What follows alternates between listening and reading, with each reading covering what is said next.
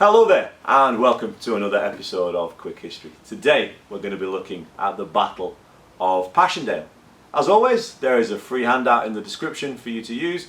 Click on subscribe if you like what you see. Let's get into the details.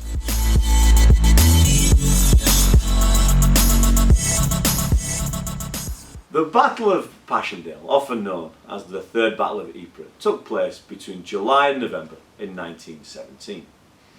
Before the battle, there had been a varying number of attacks by the British and the French.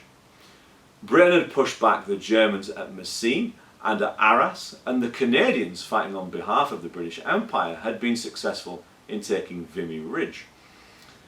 The French, however, were having a bit of a time because the French had lost a great deal of men and weaponry and manpower under something called the Nivelle Offensive, and the French army actually in 1917 mutinied to the point where France had to execute hundreds of mutineers just to get discipline back into their army. This was the background for Douglas Haig to launch the Battle of Passchendaele. The aim of the battle was to capture the submarine pens in northern Belgium. These submarine pens had been used by the Germans to sink Allied shipping in the Atlantic. By taking them back, not only would it be a military advantage on the ground, but it would reduce the capacity of the Germans to wage naval warfare.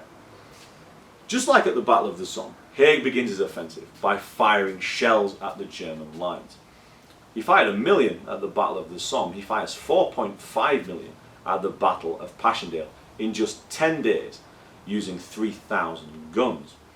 However, the area of Passchendaele had been beset by heavy rain. The explosions of the artillery and the rain turned the area into thick, mud-filled craters. Soldiers had to carry boards and lay these boards in front of them for them to be able to move forward, which made them an easy target for rifles and machine guns. And this condition of the mud on the floor meant that if these men slipped off these boards, then that could mean drowning themselves, because the mud was so thick and so slick, and the men carried so much equipment that if they ended up in this mud, it was very difficult to get them out, particularly if you're being fired at by rifles and machine guns. The aftermath of the Battle of Passchendaele was quite significant. Britain lose about 30,000 soldiers in just 1 week, and the artillery failed to do any form of damage. The same tactics that were used at Passchendaele were used at the Somme, and Haig continues to receive criticism for his failure to adapt his tactics and the high amount of casualties that his army are suffering.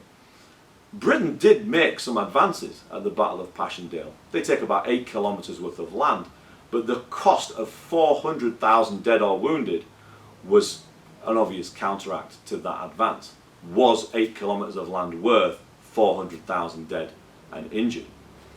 The battle is best remembered for the comments made after it. One of the British generals goes to the battlefront and observes the state of the mud and the artillery and the craters created by them, and comments to his men, "God, did we really send our men into that?" Because the conditions at Passchendaele meant that any form of battle was going to be tremendously difficult. As a result of that, 400,000 men lost their lives in a mud-filled crater in northern Belgium.